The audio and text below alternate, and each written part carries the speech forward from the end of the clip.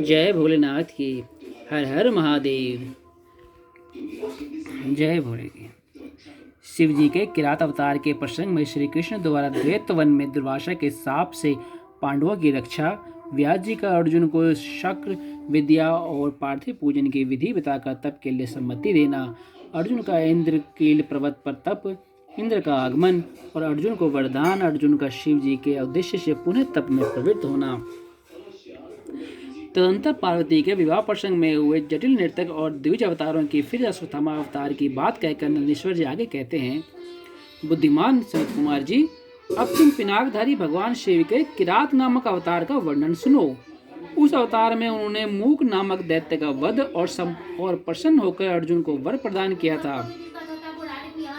जब सुयोधन ने महाबली पांडवों को जुए में जीत लिया, तब वे सती साध्वी द्रौपदी के साथ द्वैत वन में चले आए। वहीं वे पांडव सूर्य द्वारा दी हुई बटलोई का आश्रय लेकर सुखपूर्वक अपना समय बिताने लगे।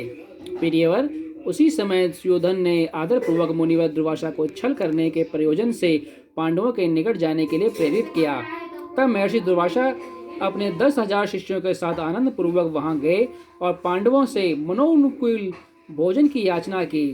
तब उन सभी पांडवों ने उनकी प्रार्थना स्वीकार करके दुर्वासा आदि तपस्वी मुनियों को स्नान करने के लिए भेजा। मुनीश्वर, इधर अन्न अभाव के कारण वे सभी पांडव बड़े संकट में पड़ गए और मन ही मन प्राण त्याग देने का विचार करने लगे। तब द्रौपदी ने श्री कृष्ण का स्मरण किया। वे तत्काल ही वहां आ पहुंचे और शाक के पत्ते का भोग लगाकर उन सभी तपस्वियों को तृप्त कर दिया। फिर तो महर्षि दुर्वासा अपने शिष्यों को तृप्त हुआ जानकर वहां से चलते बने।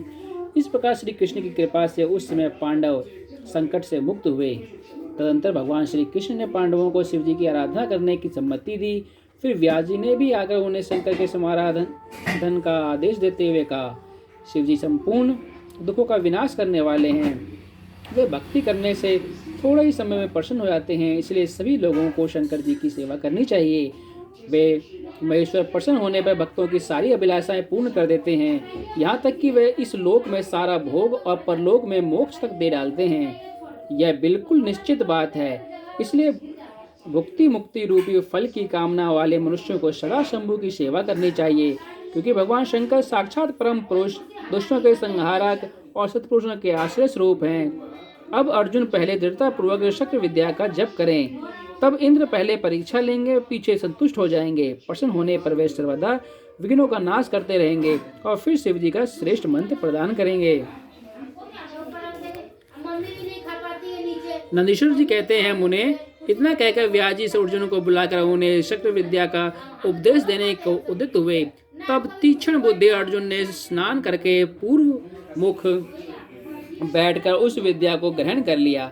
फिर उदार बुद्धि मुनिवर व्यास जी ने अर्जुन को पार्थिव लिंग से पूजन का विधान बतलाकर उनसे कहा। व्यास जी बोले, पार्थ, अब तुम यहाँ से परम रमणीय इंद्रकील पर्वत पर जाओ और वहाँ जाह्नवी के तट पर बैठकर सम्यक रूप से तपस्या करो। यह विद्या अदृश्य रूप से सदा तुम्हारे हित करती रहेगी। अर्जुन को ऐसा आशीर्वाद देकर व्यास जी पांडवों से कहने लगे, नृपश्रेष्ठों, तुम सब लोग धर्म पर दृढ़ बने रहो, इससे तुम्हें सर्वथा श्रेष्ठ सिद्धि प्राप्त होगी। इसमें अन्यथा विचार करने की आवश्यकता नहीं है। नंदीश्वर जी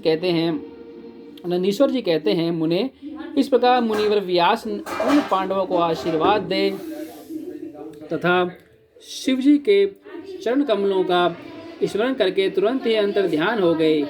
इधर शिव मंत्र के धारण करने से अर्जुन में भी अनुपम तेज व्याप्त हो गया। वे उस समय उद्दीप्त हो उठे। अर्जुन को देखकर सभी पांडवों को निश्चय हो गया कि अवश्य ही हमारी विजय होगी, क्योंकि अर्जुन में विपुल तेज उत्पन्न हो गया है। तब उन्होंने अर्जुन से कहा, व्यास जी के कथन से ऐसा प्रतीत होता है कि इस कार्य को केवल तुम ही कर सकते हो। यह दूसरे के द्वारा कभी भी सिद्ध नहीं हो सकता। अतः जाओ और हम लोगों का जीवन सफल बनाओ। तब अर्जुन ने चारों भाइयों तथा द्रौपदी से अनुमति मांगी। उन लोगों को अर्जुन के विक्षोभ का दुख तो हुआ, पर कार्य की महत्ता देखकर सभी ने अनुमति दे दी। फिर तो अर्जुन मन ही मन प्रसन्न होते हुए उस उत्तम पर्वत इंद्रकील की ओर चले गए। वहां पहुंचकर वे गंगा जी के समीप एक मनोरम स्थान पर जो स्वर्ग से भी उत्तम और अशोक वन से सुशोभित था ठहर गए। वहां उन्होंने स्नान करके गुरुवर को नमस्कार किया और जैसा उपदेश मिला था उसी के अनुसार स्वयं ही अपना वेश बनाया। फिर पहले मन ही मन इंद्रियों का अपकर्ष करके वे आसन में लगाकर बैठ गए। तत्पश्चात समय सूत्रों वाले सुंदर पार्थिव शिवलिंग का निर्माण करके उनके आगे अनुपम तेजोराशि शंकर का ध्यान करने लगे। वे तीनों समय स्नान करके अनेक प्रकार से बारंबार शिव जी की पूजा करते हुए उपासना में तत्पर हो गए। तब अर्जुन के शिरोभाग से तेज की ज्वाला निकलने लगी। उसे देखकर इंद्र गुप्तचर भयभीत हो गए। वे सोचने लगे यह यहाँ कहाँ कब आ गया। पुनः उन्होंने ऐसा विचार किया कि यह घटना इंद्र को बतला देनी चाहिए।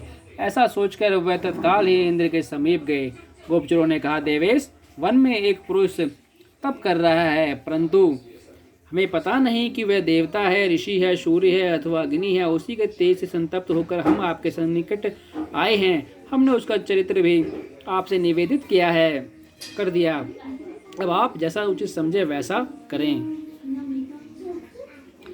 नंदीश्वर जी कहते हैं, मुने, उन गुप्तचरों के यूं कहने पर इंद्र को अपने पुत्र अर्जुन का सारा मनोरथ ज्ञात हो गया।